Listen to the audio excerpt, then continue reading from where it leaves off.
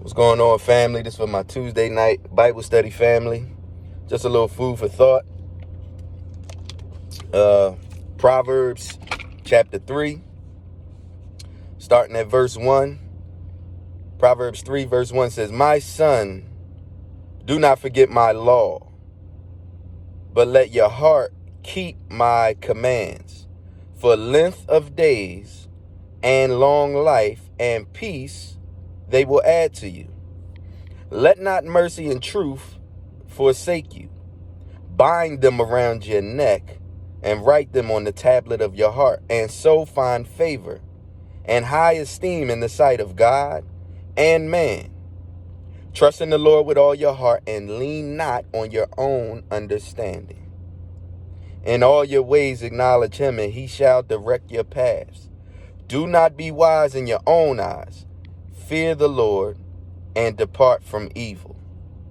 So when we look at this, it says, verse 1, my son, that's how he's addressing you. That's family. "My son, do not forget my law. Thou shalt have no other gods before thee. Thou shalt not bow down to any graven images. Thou shalt not take the Lord Yahuwah name in vain. Thou shalt honor the Sabbath and keep it holy. Thou shalt honor thy father and thy mother. Thou shalt not steal. Thou shalt not kill. Thou shalt not commit adultery. Thou shalt not bear false witness. Thou shalt not covet." Right? "For length of days and long life and peace they will add to you." Because when you look at this, these commandments or this instruction, this constitution, God was laying out a culture. Now what we look at out here is the opposite of God's culture, right? Everything we see out here, it promotes the opposite. All right? "Thou shalt not commit adultery." If you look at us, we are such in a sexual, promiscuous, deviant type of society. It's all around us. We were birthed in it, right?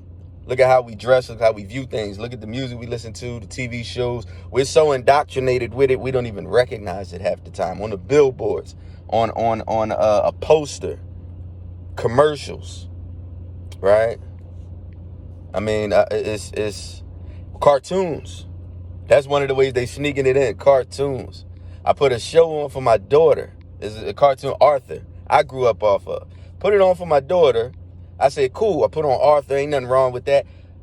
There was a scene in the show where the male teacher that everyone was kind of scared of was getting married. And they thought, okay, he's getting married. He's going to be a nice teacher now.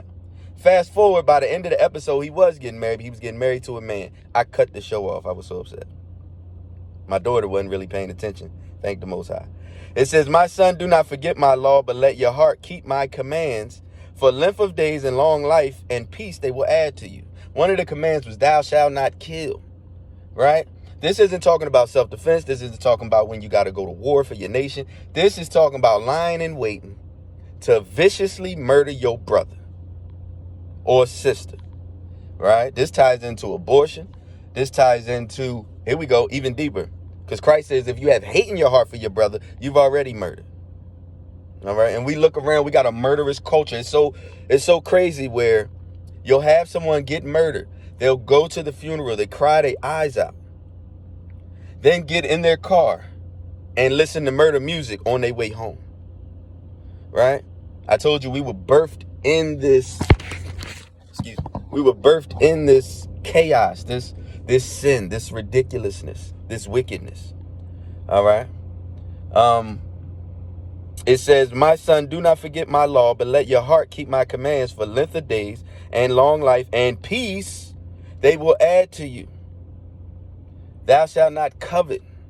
Right? When you get to looking at what other people got, so much so it consumes you.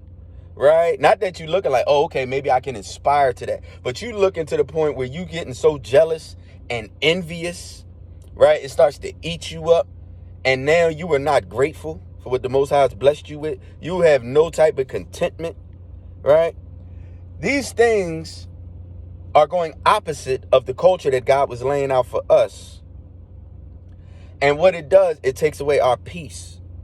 Right? It gives you, it strips the peace. It gives you that uneasy feeling. You always irritable. You're always frustrated. And now you're looking for something to soothe that.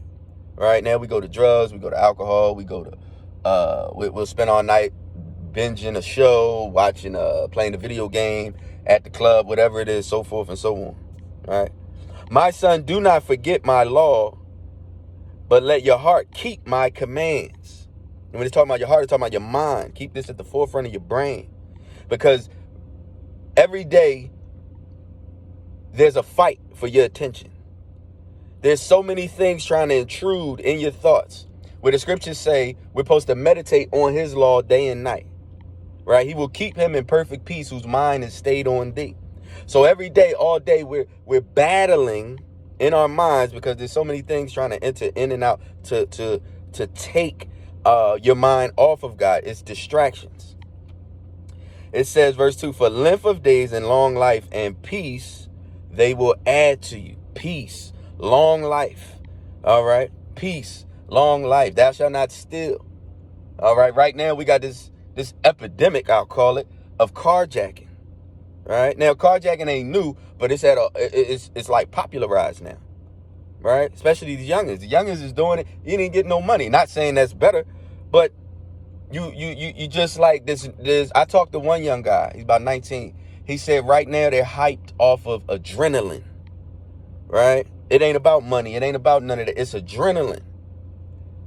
And that's crazy. Right? That's crazy. And their lives are getting ended, whether they're getting ended literally or they're throwing it away and wind up in a cage the rest of their days. And don't realize until they've been sitting for a while what they've done, because you get more time than you've been on earth. How you 16, but you just got 30.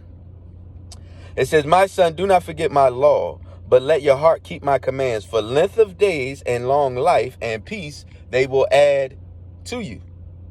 All right. That not coveting, especially big for the working man and the working woman, right?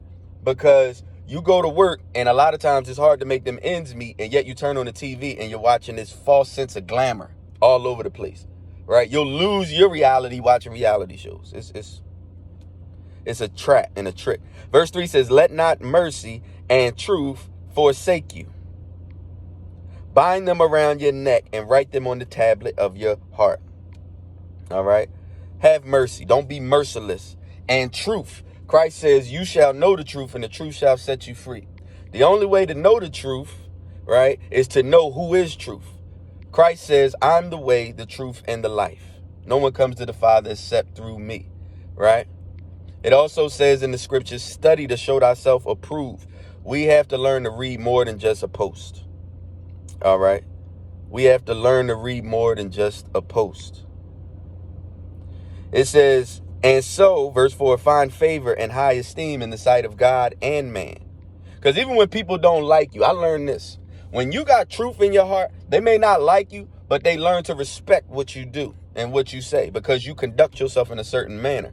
And the things you say, they have no choice but to respect it half the time, even if they don't agree with it, right? Especially when you're speaking truth to power. Verse 5 says, here we go. Trust in the Lord with all your heart. Lean not on your own understanding. In all your ways acknowledge him, and he shall direct your paths. Trust.